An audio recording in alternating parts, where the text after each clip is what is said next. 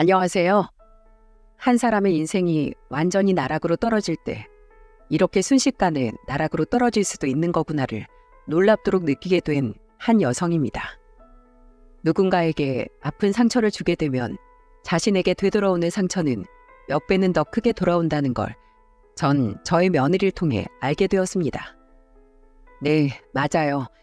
저는 며느리에게 큰 상처를 받았고 며느리는 저에게 큰 상처를 남겨준 뒤 오히려 자신의 인생의 큰 나락을 맛보게 되었습니다. 그리고 그 결과로 저에게는 사랑하고 소중한 두 손주들이 남게 되었죠.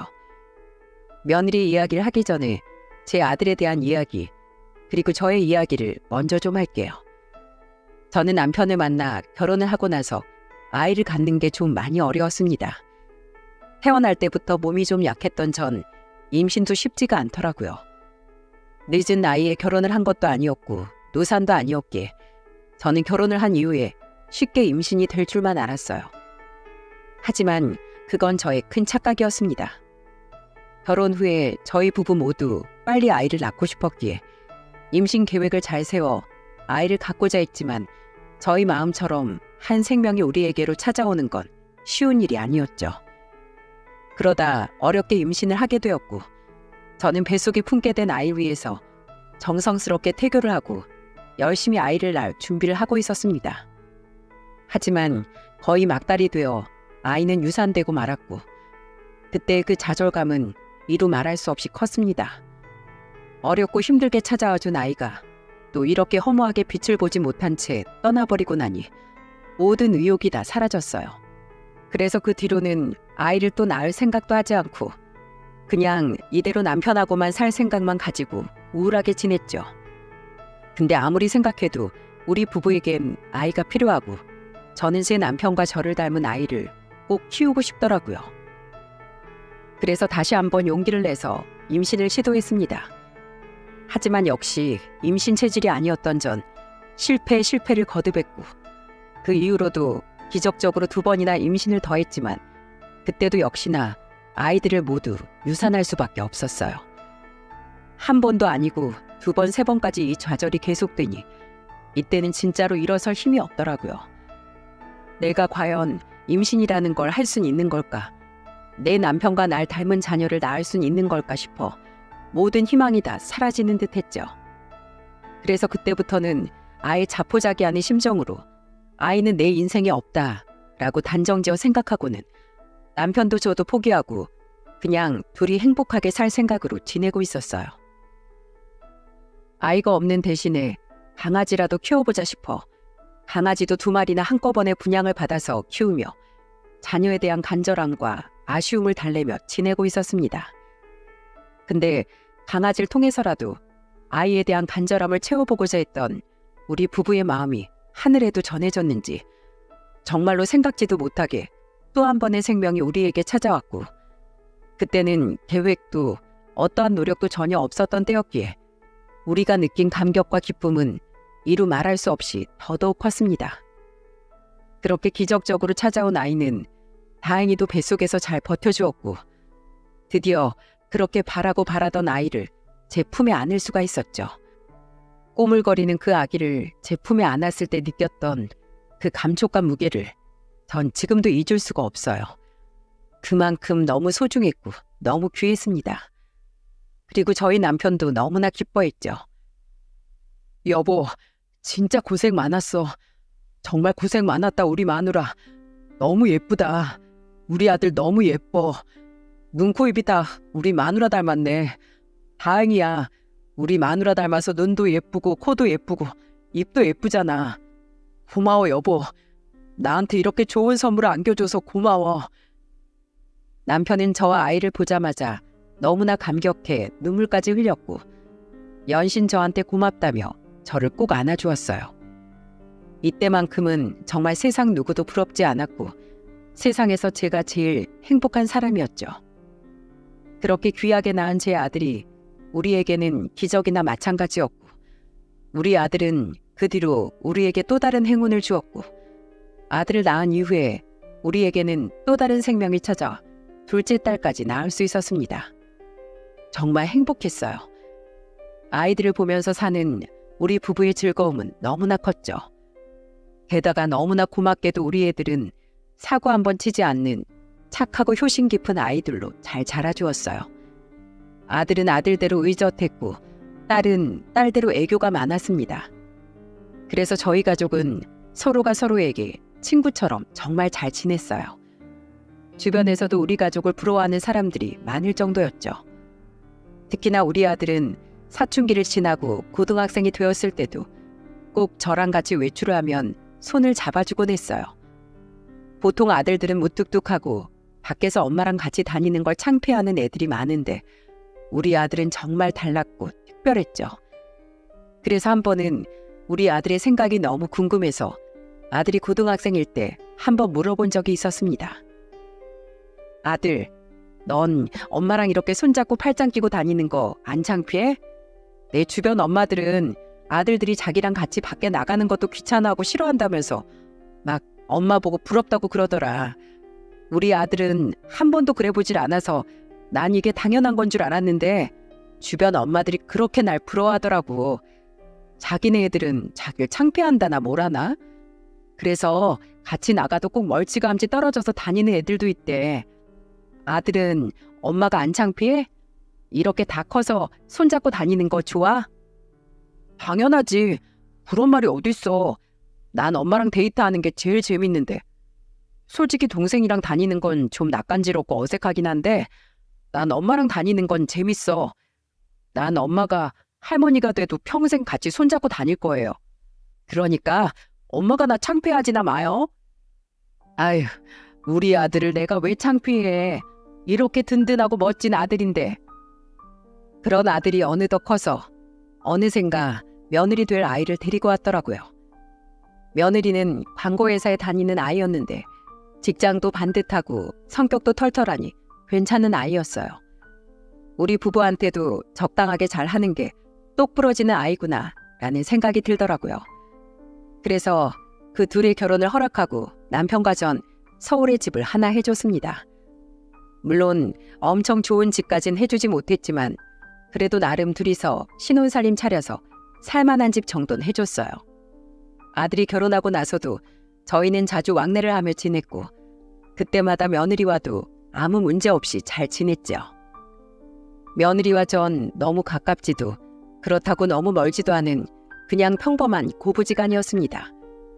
그래서 저도 며느리에 대해 딱히 큰 불만도 큰 바람도 없이 잘 지내는 편이었어요. 그렇게 안정적으로 아들이 가정을 꾸려 잘 사는 모습을 보며 지내고 있던 평범한 때 저에게 아주 큰 시련이 찾아오게 되었습니다. 그건 바로 갑작스러운 남편의 죽음이었죠. 남편은 원래 심장이 좀 안 좋은 편이었는데 이게 화근이 되었던 것 같습니다. 그래도 나름 건강관리하며 잘 지내고 있다고 생각했는데 어느 날 갑자기 심근경색으로 남편이 쓰러지게 되었고 그 길로 남편을 영영 볼 수가 없었습니다. 원래부터 남편 쪽엔 가족력이 좀 있었는데 남편은 그걸 잘 지나가는 듯 하다가 갑작스럽게 맞이를 하게 되었어요. 원래 심근경색이라는 게 수리 없이 찾아오는 무서운 병이라곤 하지만 저는 이렇게 갑작스럽게 남편을 보내게 될 줄은 꿈에도 생각을 못했어요. 그때 남편 나이가 57세였는데 아직 죽기엔 너무나 이르고 아까운 나이였기에 남편을 잃은 슬픔은 저에게는 더더욱 컸습니다.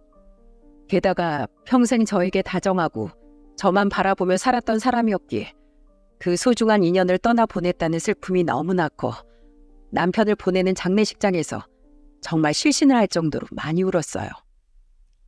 우리 딸도 옆에서 같이 우느라 우리 둘은 거의 무슨 정신으로 그 장례를 치렀는지 모르겠어요. 근데 그때 중심을 딱 잡고 침착하게 모든 장례를 마친 것이 바로 우리 아들이었습니다. 아들은 모든 장례 절차를 보내면서 눈물 한 방울 흘리지 않았어요. 그리고 담담하게 모든 상황들을 정리하고 우느라 지친 저와 제 딸을 돌보며 끝까지 장남 노릇을 했죠. 얼마나 덤덤하게 장례를 치르는지 저희 딸이 아들한테 이런 말까지 하더라고요. 오빠는 아빠가 돌아가신 게 슬프지도 않아? 어떻게 그렇게 미련 하나 없는 사람처럼 눈물 한 방울 안 흘릴 수가 있어? 난 이렇게 슬픈데 벌써부터 우리 아빠가 너무 보고 싶은데. 아, 오빠 진짜 매정한 거야? 아니면 냉정한 거야? 나라도 정신 차려야지. 나까지 아빠 돌아가신 거 슬퍼만 하면 아빠는 어떻게 보내드려. 넌 마음껏 슬퍼해. 누군가 울고 또 누군가 아빠를 잘 보내줘야 아빠도 기분 좋게 마지막 가시지. 넌 지금 네 역할을 하고 있는 거고 난 내 역할을 하고 있는 것뿐이야. 오빠. 생각지도 못했던 아들의 대답에 딸은 더더욱 눈물을 흘렸습니다. 그리고 아들이 그렇게 의젓하게 행동하는 걸 보면서 저는 남편을 잃은 슬픈 마음만큼이나 아들이 안쓰럽고 애틋하게 느껴졌어요. 그래서 그때부터는 저도 눈물을 그치고 남편을 잘 보내주기 위해 노력했습니다. 살아생전에 남편은 제가 웃는 모습을 제일 좋아해 주었기에 애써서 웃어보려고 노력을 했죠.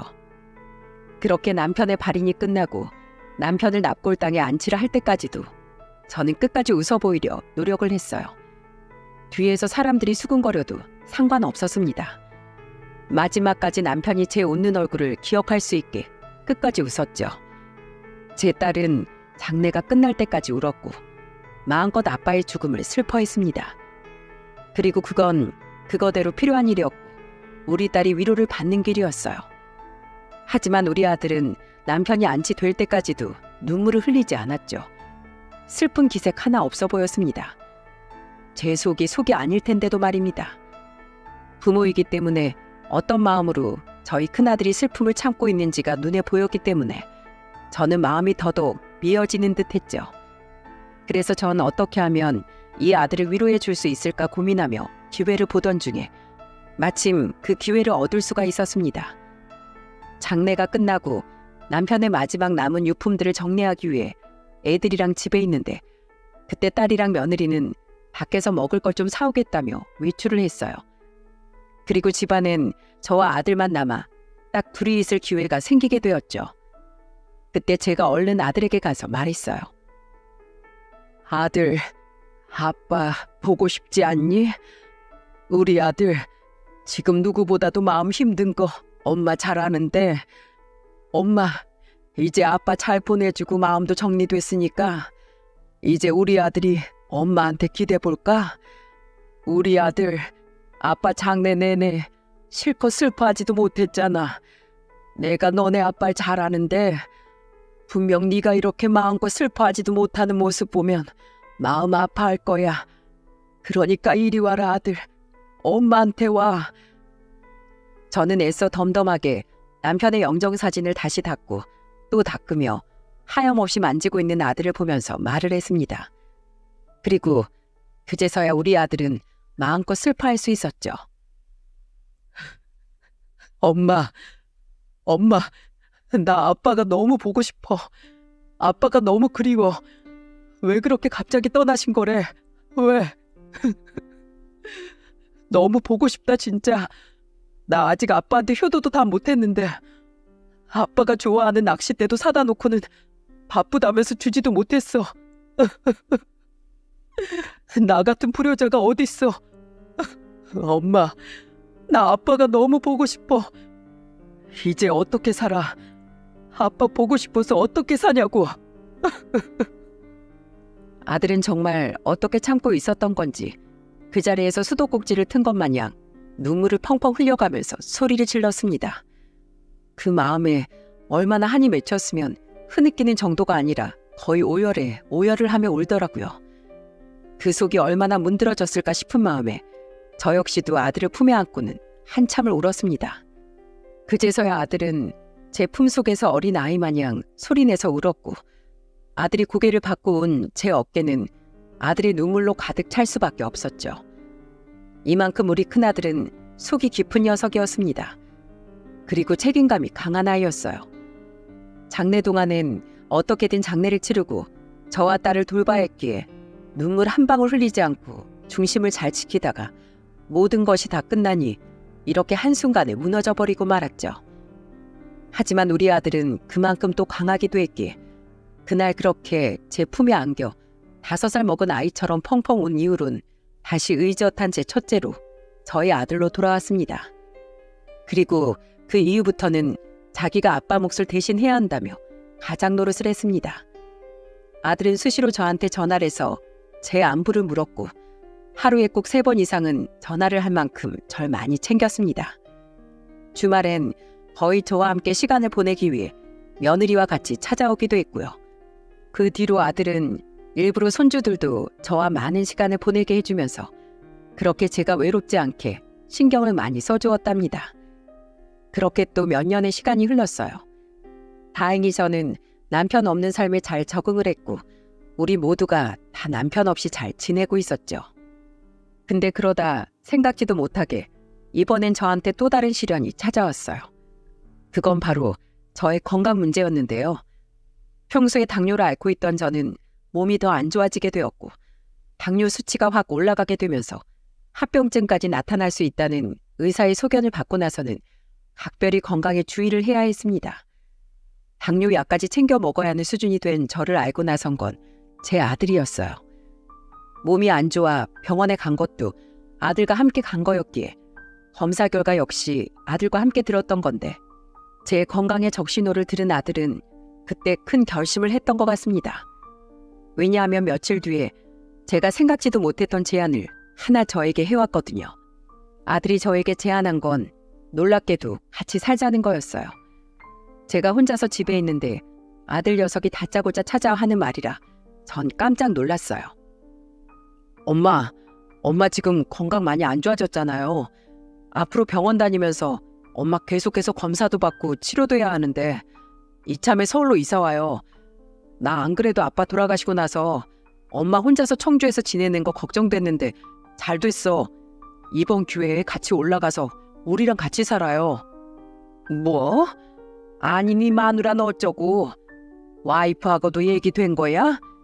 예, 시어머니랑 같이 살고 싶어하는 며느리 몇 없어. 그게 얼마나 힘든 일인데 서로한테 다 힘든 이야기야. 근데 나 아픈 시어머니 반기는 며느리는 더 없다. 엄마 그냥 여기에서 혼자 살게. 혼자 지내도 충분해. 그리고 서울 갈 때마다 네 동생도 나오는데 뭘. 그렇다고 걔가 지금 엄마랑 같이 사는 것도 아니잖아요. 자기 일하느라 바쁜 앤데. 그러니까 엄마는 나랑 같이 살아요. 와이프한테도 다 이야기했어. 그 사람도 그렇게 하자고 얘기 다 마쳤으니까 엄마는 그냥 몸만 오면 돼요. 이 집도 그냥 다 팔고 집으로 가요. 나랑 같이 지내요. 저는 아들의 말에 깊이 고민이 되었습니다. 그래서 생각을 해보겠다고 하고서 며칠을 고민을 하며 지냈죠. 한참 고민을 하고 있는데 이번엔 며느리한테 전화가 왔더라고요. 그리고 며느리의 말에 저는 결정을 내릴 수 있었습니다. 어머님, 아범한테 얘기 다 들었어요. 왜 고민하세요? 저 불편할 거 하나도 없어요. 아범이 어머님 걱정을 많이 해요. 어머님 건강 챙겨드려야 하는데 저희 집으로 들어오는 거 망설이셔서 어떻게 해야 할지 모르겠다고요. 아범이 아버님 그렇게 돌아가시고 나서 얼마나 슬퍼했는지 어머님도 아시잖아요. 이번엔 아무것도 못한 채로 어머님 돌아가시게 할 수 없다면서 아주 결심 크게 했어요. 그러니까 꼭 오세요, 어머님. 방 꾸며놓고 제가 기다릴게요. 저는 며느리의 이 전화를 통해서 고맙게도 며느리도 날 많이 생각해 주는구나 싶어 이 기회에 그 집으로 들어가서 우리 손주들이랑 시간도 많이 보내고 또 아들 부부 둘 다 밖에서 일하는데 아침이라도 내가 잘 차려주자 싶은 마음에 그 집으로 들어가게 됐습니다. 당연히 제가 살고 있던 집은 처분을 했어요.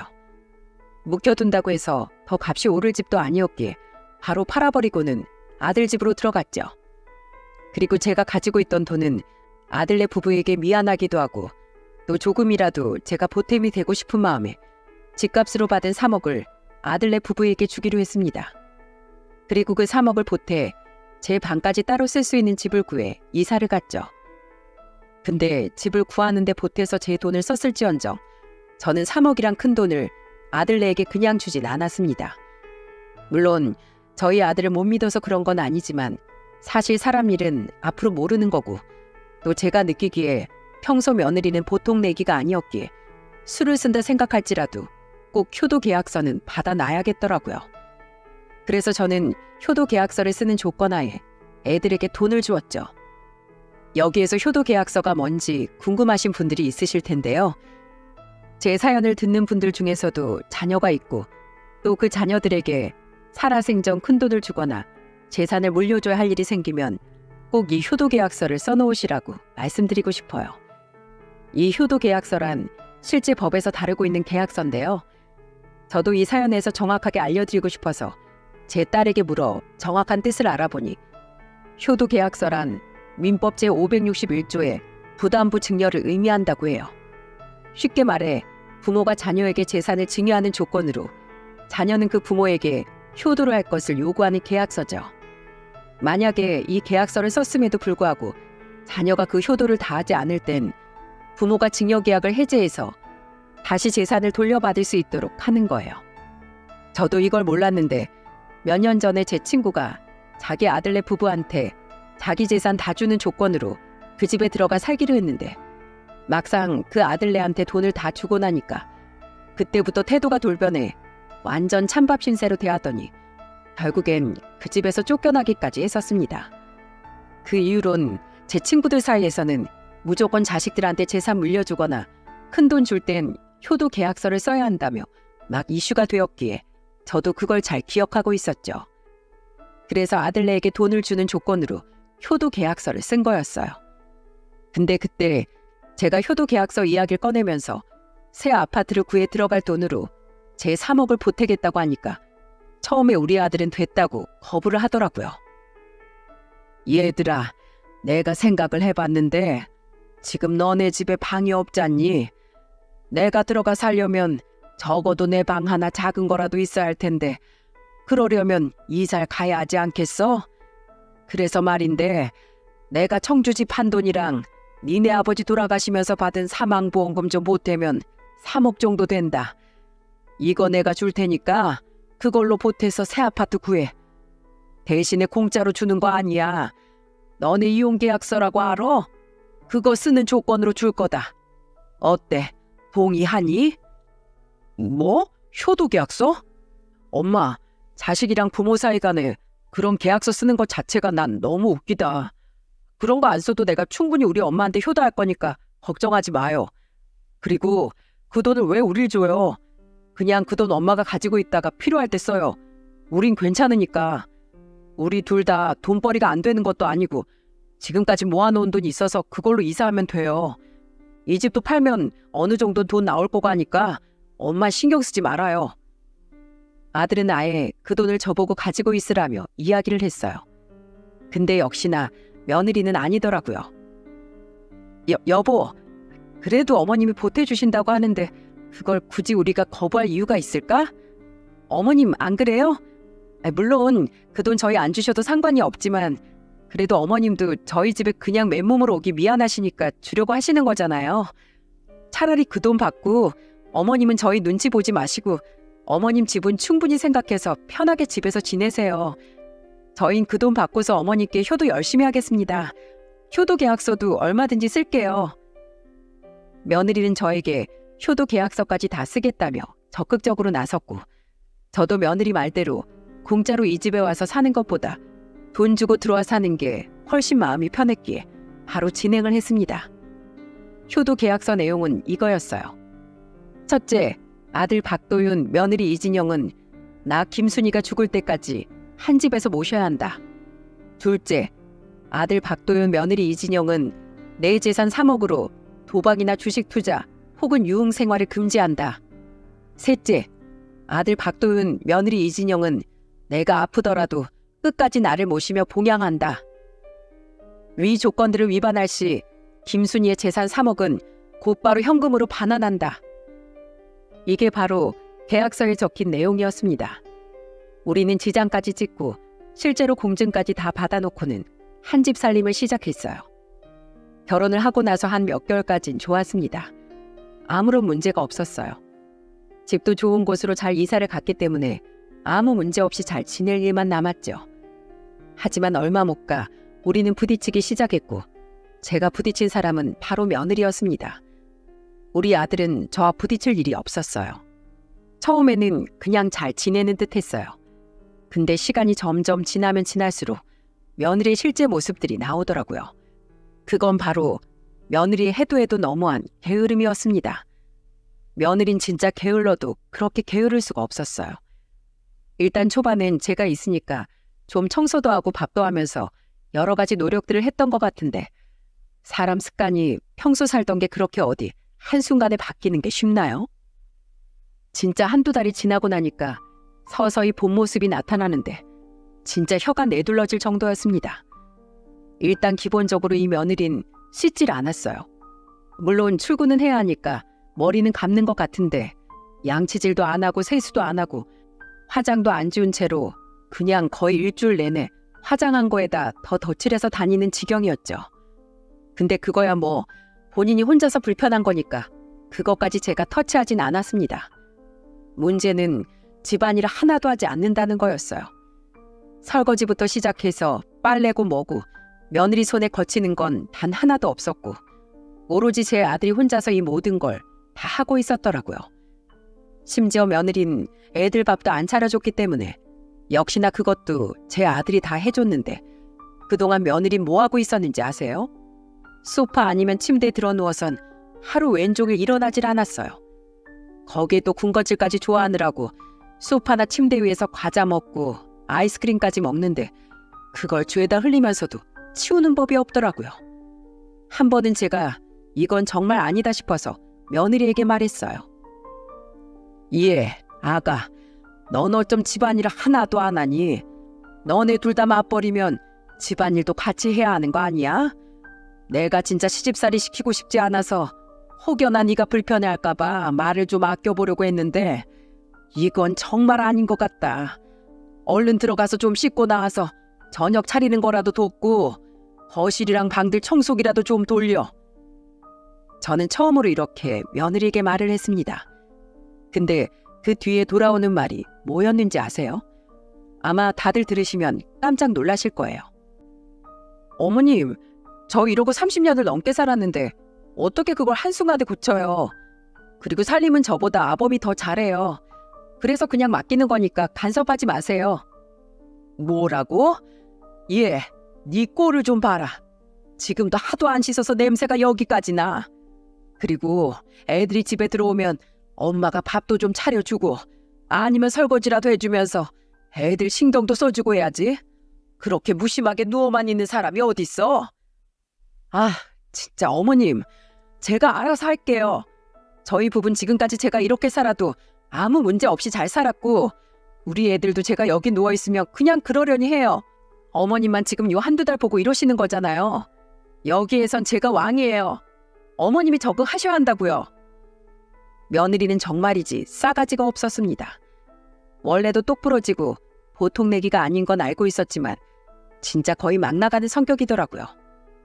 저는 우라가 치밀었지만 주방에서 소란을 듣고 나온 아들 녀석의 얼굴을 보니 더는 소란 피우면 안 되겠다 싶어서 그냥 내버려뒀네요. 근데 그래도 며느리는 진짜 그 뒤로도 가면 갈수록 제가 모르는 모습들이 많았죠. 밤 늦게까지 술을 마시고 들어온다거나 제 아들을 보자마자 자기 옷을 휙휙 벗어던진다거나 진짜 해도 해도 너무한 일이 많았죠.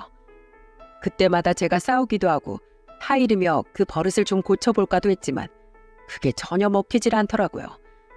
그 시간이 무려 7년이었습니다. 7년 동안 며느리는 변하지 않았지만 그래도 그때까지는 며느리로서의 도리는 다 하며 잘 지냈죠. 근데 그것도 얼마 못 가 완전히 변해버렸고 저는 인생의 암흑기를 겪을 수밖에 없었습니다. 저에게는 너무나 큰 충격적인 사건이었고 지금도 생각하면 참으로 비통한데요. 어느 날 집에 있는데 어디에선가 저에게 전화가 왔고 그건 바로 제 아들이 쓰러져 병원으로 실려갔다는 전화였습니다. 며느리는 회사에서 일을 하느라 연락을 안 받아 저한테로 전화가 온 거라 저는 놀라서 병원으로 달려갔어요. 하지만 쓰러져 누워있는 아들의 모습을 마지막으로 저는 더는 우리 아들의 모습을 볼 수 없었습니다. 아들은 결국 자기 아빠와 똑같은 심근경색으로 쓰러져 생을 마감하고 말았거든요. 아들은 약국을 하나 차려서 일을 하고 있었는데 손님이 많지 않은 시간이라 파트타임 직원도 출근하지 않았던 시간이었습니다. 그 시간에 잠깐 화장실에 간 아들은 그곳에서 갑자기 쓰러졌고 가게에 갔다가 아무도 없자 화장실만 들렀다 나가려고 했던 손님에 의해 발견돼 병원으로 실려간 거였어요. 너무 늦은 발견에 결국 아들은 다시는 돌아올 수 없는 강을 건너게 됐던 거였습니다. 저와 며느리는 아들의 죽음을 맞이하자마자 통곡을 했어요. 안 돼. 아들아, 안 된다. 이렇게 허무하게 갈 순 없어. 네가 어떤 아들인데. 나한테 네가 어떤 아들인데. 저는 정말 너무나 슬퍼 거의 울부짖는 소리가 나왔고 옆에서 며느리도 충격을 많이 받았는지 거의 실신할 정도로 울더라고요. 우리 손주들은 말할 것도 없이 슬퍼하고 있었는데 그때 우리를 돌봤던 게 제 딸이었습니다. 그나마 딸이 정신을 차리고 그 모든 장례 절차를 또 자기 오빠가 그랬던 것처럼 의젓하게 하더라고요. 그렇게 아들을 남편이 있는 곳에 같이 안치를 해놓고는 저는 돌아와 아들 몫까지 내가 우리 손주들을 잘 키워줘야겠다라는 생각을 했네요. 근데 그 다짐은 지킬 수가 없었습니다. 왜냐하면 아들이 죽고 난 지 8개월 만에 며느리가 완전히 돌변해버렸거든요. 우선 집안일을 안 하는 건 뭐 기본이었죠. 근데 그 이후론 미친 애처럼 저한테 뭘 하는 줄 아세요? 집을 나가라고 하더라고요. 어머님, 이제 집 좀 나가주셔야겠어요. 이제 남편도 없는 마당에 제가 더는 어머니 모시고 살 이유가 없잖아요. 그러니까 당장 나가주세요. 뭐야? 야, 애미야, 너무 잘못 먹었니? 하루아침에 갑자기 나가라고 하면 내가 갈 데가 어디 있다고. 그거야 어머님 사정인 거죠. 저 그동안 어머님 잔소리 들을 만큼 들었고 지겨울 만큼 지겨워졌어요. 그러니까 더는 어머니랑 같이 살 이유 없어요. 이만 나가세요. 며느리는 이 말을 하면서 급기야는 제 짐까지 몽땅 다 싸고는 아이 문 밖으로 던져버리더라고요. 정말이지 너무나 갑작스럽게 일어난 일이라 저는 어안이 벙벙해질 정도였습니다. 하지만 며느리는 뜻을 굽히지 않았어요. 다시 들어가려고 하니 비밀번호도 언제 바꿨는지 열리지도 않더군요. 결국 그렇게 쫓겨나 버린 전 너무나 서러워 일단은 딸네 집으로 갔고 다음날 남편과 아들이 있는 곳으로 가서 정말 펑펑 울었어요. 어찌나 내 아들이 보고 싶은지 한 번만 안아봤으면 소원이 없겠더라고요. 아들아, 보고 싶다. 네가 없으니까 내가 이렇게 찬밥 신세가 되어버리네. 다시 돌아와 주라 아들아. 나한테로 다시 돌아와줘. 며느리가 어쩜 이렇게 매정해 줄 수가 있는 거냐. 어쩌면 나한테 그럴 수가 있어. 저는 슬픈 마음에 한참을 그 앞에 앉아 울고 있었습니다.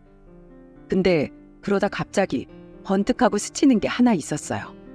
네, 바로 여러분이 생각하시는 그거 맞아요. 효도 계약서였죠. 그간 7년을 같이 살면서 그 효도 계약서를 꺼낼 일이 없었기에 저는 까마득히 잊고 있었어요. 근데 그게 그 순간 정말 머릿속을 확 스치듯 생각이 나더라고요. 저는 어떻게 하면 며느리에게 복수를 할 수 있을까 한참 고민하던 중이었는데 딱 이거다 싶어서 일단 그 계약서부터 찾았습니다. 나중에 며느리네 집으로 다시 찾아가 제 짐을 완전히 다 빼왔었는데 그때 제 통장 뭉치를 같이 꺼내와 가지고 있었는데 그 계약서가 여기에 딱 있는 게 아니겠어요? 정말 천만다행이다 생각을 하며 바로 이걸 가지고 변호사 사무실로 가지고 갔죠. 변호사는 제 계약서를 보더니 좀 어려울 수는 있지만 승산이 있다면서 한번 해보자고 하더라고요. 그래서 바로 그때부터 소송에 들어갔습니다. 아들이 묻힌 고향 선산에 가서 아들이 너무 보고 싶어서 통곡을 했어요.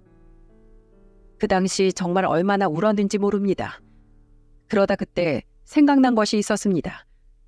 당시 제가 잊고 있었던 효도 계약서가 생각이 났어요. 아들 집으로 들어갈 때 썼던 것이 생각이 났어요. 변호사를 찾아갔더니 쉽지는 않을 거라고 했지만 그래도 공증을 받아놓은 계약서니 해보자고 하기에 바로 소송에 들어갔죠. 그리고 소송에 들어가면서 며느리에게 가서 먼저 제 돈을 내놓으라고 이야기를 했습니다. 하지만 역시나 며느리는 뻔뻔하게 나오더라고요. 아니, 어머니, 지금 그게 몇 년 전 건데 이제 와서 꺼내가지고는 소송을 걸겠다고 하시는 거예요? 그리고 손주들 생각도 하셔야죠. 저한테서 그 돈 다 빼가시면 얘네들은 어떻게 되라고요? 애들 대학교도 보내야 하고 앞으로도 계속 쭉쭉 나갈 돈이 천진데 코 묻은 돈 뺏어가실 거예요? 그리고 참 어머님 양심도 없으시네요. 그동안 저희 집에서 먹고 자고 한 게 있는데 어머님 양심도 정도껏 없으셔야 할 것 아니에요. 저 그 돈 못 드리니까 소송을 걸든 뭐 고소를 하든 알아서 하세요. 뭐야? 그래, 내가 너 그렇게 나올 줄 알았다. 어디 두고 보자. 누가 이기는지. 저는 뻔뻔한 며느리를 보면서 차라리 잘 됐다 싶었습니다. 이렇게라도 소송을 걸어 저 높은 코를 납작하게 만들어줘야겠다. 단단히 다짐이 되었거든요. 그렇게 소송을 하고 있던 중에 저는 딸이 있는 집으로 들어가서 살고 있었어요. 딸은 예술 쪽으로 일을 한답시고 집도 딱 방 한 칸짜리 얻어서 지내고 있었고 저도 돈 한 푼 못 받고 쫓겨난 신세였기에 다른 곳으로 이사 갈 수도 없어 거기서 둘이 같이 지내고 있었어요. 근데 그 임시 거처를 알고 있던 제 큰손주가 갑자기 절 찾아왔더라고요.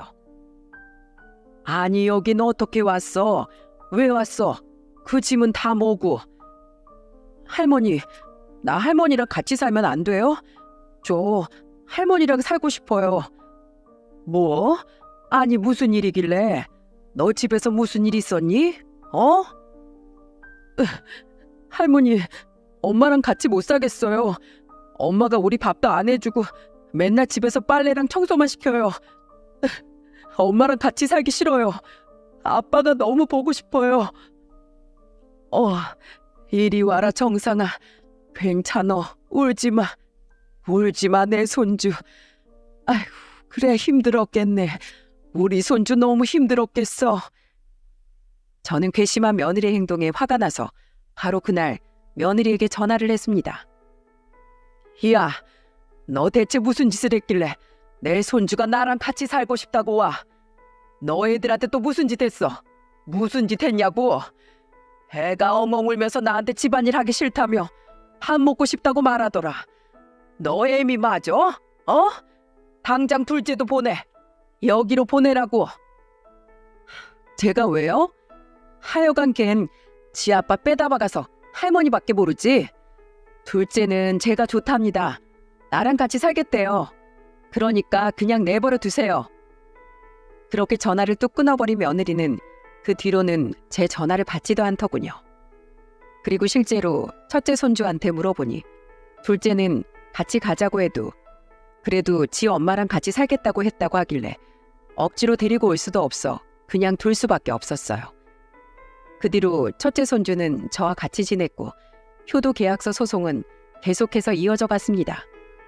그리고 결국에 시간은 좀 걸렸지만 끝내 2억을 배상하라는 결과가 나왔어요.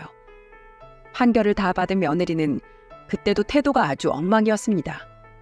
재판을 다 끝내고 나오는데 이러더군요. 아유, 재수없어. 더러운 집구석. 내가 진짜 더럽고 치사해서 그 돈 준다. 그깟 돈 얼마나 한다고? 에이, 퇴! 급기야 며느리는 제 앞에서 바닥에 침까지 뱉으며 갔고 2억 원은 그대로 돌려주더라고요. 화가 났지만 더 싸움을 일으키고 싶지 않아 무시하고 저도 돌아서 와버렸어요. 며느리는 당시 큰손주도 보고는 야, 넌 나 버리고 네가 알아서 나갔지? 네 대학 등록금은 네 할머니한테 달라고 해. 이제 너는 내 아들 아니니까. 하고 가버리더라고요. 그렇게 가버린 며느리를 우리도 다 무시를 해버렸습니다. 근데 그 매정하고 나쁜 며느리는 역시 하늘이 보복을 하는 듯 하더라고요. 그 뒤로 3년 뒤에 며느리에게 큰일이 하나 터지게 되었습니다. 당시 제가 쫓겨난 이유를 나중에 큰손주가 말해줘서 알았는데 그때 당시 며느리에게는 만나는 남자가 있었다고 하더군요. 그래서 그 남자랑 같이 지내고 싶어서 절 쫓아낸 거였고 그 뒤로 그 남자랑 놀아나느라 애들한테 집안일이고 뭐고 다 시켰던 거였어요. 그걸 제가 너무 충격받을까봐 제 손주가 나중에 말을 해주더라고요. 근데 그때 만나던 남자를 2년이나 넘게 만나고 있던 중에 회사에서 등산 갔다가 단풍을 보면서 사진을 찍다가 발을 헛디뎌 낙상 사고를 당하고 만 거죠. 며느리는 결국 크게 다쳐서 뇌수술을 크게 하고 그 뒤로는 몸도 제대로 가눌 수가 없는 엉망진창의 상태가 되어버리고 말았어요. 그래서 결국에는 그때 만났던 남자는 며느리를 버렸다고 하더라고요. 이걸 어떻게 알았냐면 이 모든 사실은 전부 다 둘째 손주가 해주었습니다. 왜냐하면 자신이 엉망이 되고 나서부터는 남자에게까지 버림을 받으니 완전히 미쳐버린 것 같더군요. 그래서 같이 사는 둘째 손주한테 짜증내고 성질내고 술이나 가지고 오라고 소리만 지르면서 못 살게 굴었던 것 같아요. 그래서 둘째 손주도 자기 엄마랑 같이 못 살겠다며 엉엉 울면서 절 찾아왔죠. 할머니, 나 엄마랑 같이 못 살아요. 엄마가 너무 변해버렸어요. 맨날 소리만 지르고 엄마 술 마시면 안 되는데 맨날 술 가지고 오라고 나한테 화만 내요. 외할머니도 힘들어서 나 하나도 안 도와주고 맨날 안방에만 있어요. 나도 할머니랑 같이 살래요. 나 이제 엄마랑 같이 못 살겠어요. 작은 손주까지 이렇게 울면서 저를 찾아오는 걸 보니 저는 억장이 무너지는 것 같았습니다. 얼마나 애를 괴롭혔으면 애가 완전 반쪽이 돼서 저한테 돌아왔더라고요. 외할머니라는 사람은 애가 이 지경이 될 때까지 밥도 안 해먹이고 자기 딸만 쳐다보면서 한숨만 푹푹 쉬며 시간을 보내는 듯했고요. 기가 막힌 상황에 저는 둘째 손주까지 받아줄 수밖에 없었습니다. 나중에 제가 둘째 손주 짐을 챙기러 그 집에 갔는데 며느리가 어눌한 목소리와 어눌한 행동으로 절 보자마자 이러더라고요. 당신이 여기 왜 와? 왜? 나한테서 돈 다 뺏어가고 내 자식들까지 다 뺏어갔으면서 여길 어떻게 찾아와? 내 손주 지키러 왔다. 왜? 당장 여기에서 내 손주 짐 다 빼갈 거니까 그렇게 알아. 뭐야? 이게 어디서 또 도둑질이야? 절대 안 돼. 절대 못 가. 급기야 며느리는 제 팔을 잡고는 어떻게 해보고 싶은데 제 몸이 안 따라줘서 힘든지 하염없이 흔들고만 있었습니다. 그걸 제 큰손주가 보더니 맞고는 이렇게 말을 했어요. 엄마, 제발 그만해요. 할머니한테 왜 그래? 할머니가 무슨 잘못을 했다고. 우리 이제 엄마랑 안 살아요. 더는 못 살아. 그러니까 할머니한테 그러지 마요. 닥쳐. 너도 똑같아. 나쁜 것들, 이 나쁜 것들아. 어떻게 날 버려? 어떻게 너희가 날 버릴 수가 있냐고. 내가 누군데? 내가 니네 엄만데. 며느리는 첫째가 제 편을 드니까 그제서야 바닥에 주저앉아 대성통곡을 했습니다. 근데 그 모습을 보면서 한마디 해줘야겠더라고요. 그래서 처음이자 마지막으로 시어머니로서 말했죠. 얘 진영아, 네 친한 나를 돌아봐라. 네가 어떻게 했는지, 네가 내 아들한테 얘네들한테 그리고 나한테 어떻게 했는지 돌아봐. 네가 조금이라도 책임감을 가지고 네 남편이나 자식들이나 다 책임졌다면 지금 이런 사달은 안 일어난다. 그러니 앞으로 네가 뭘 잘못했는지 고이고이 생각하며 살아. 그리고 철저하게 후회하고 다시 돌이켜. 다신 그러지 않겠다고 다짐하고 새 인생 살라고. 그때까진 난 우리 애들 너 못 보여준다. 짐 챙기고 갈 테니 쉬어라. 어머니, 죄송해요. 잘못했어요. 제가 잘못했어요. 저 버리지 마세요. 아범도 없고 그 남자도 아픈 인간은 돈만이 든다며 쓸모가 없다면서 저 버렸어요. 근데 이젠 애들까지 절 버리면 전 어떻게 살아야 하나요? 네? 어머님, 제발 저 좀 용서해 주시고 받아주세요. 어머니, 애들 데리고 가지 말아주세요. 너 정신 차리면 그때 보여줄 거야. 그러니 정신 바짝 차리고 멀쩡하게 와. 저는 매정하게 보일지 몰라도 똑부러지게 말하고는 애들을 데리고 나와버렸습니다. 그리고 그 뒤로 한 1년이 지났네요. 여전히 며느리는 아이들을 보러 오지 못하고 있어요. 간간히 애들이 외할머니랑 연락을 하는 것 같은데 여전히 며느리는 아픈 몸이 회복이 안 되었고 여전히 그 성질머리를 죽이지 못해 이젠 자기 친엄마까지 힘들게 하면서 지내고 있는 듯 하더라고요. 그래서 저도 애들을 보여줄 생각을 하지 않고 있습니다. 이번에도 또 애들이 가버리면 얼마나 고생할지 눈에 훤히 보이기 때문이죠. 지금은 며느리에게 돌려받은 2억 원으로 집을 하나 얻어 애들이랑 같이 지내고 있답니다. 제 딸은 혼자서 지내는 게 편하다고 해서 그러라고 했고, 저는 우리 두 손주들과 같이 지내면서 애들 학교 보내는 거에만 집중하면서 지내고 있는 중입니다. 다만 제가 애들 생활비를 더 벌 수 없는 상황인지라 우리 딸이 이제는 예술 쪽 일을 하면서 번듯한 직장으로 취직까지 해서 자기 조카들 챙기면서 지내고 있는 중이에요. 우리 애들도 처음엔 엄마를 많이 보고 싶어 하는 듯 하더니 나중에 마지막에 보이던 엄마의 모습이 너무나 충격적이었는지 금방 잊고 저와 사는 생활에 익숙해져 지금은 학교도 잘 다니고 있어요. 저는 마냥 딸한테만 일을 맡길 수 없어서 제가 할 수 있는 일들을 찾아서 하고 있고, 얼마 전에 요양보호사 자격증을 할머니들도 다 딸 수 있다고 하길래 그걸 따고는 지금 하루에 몇 시간씩이라도 일을 하고 있네요.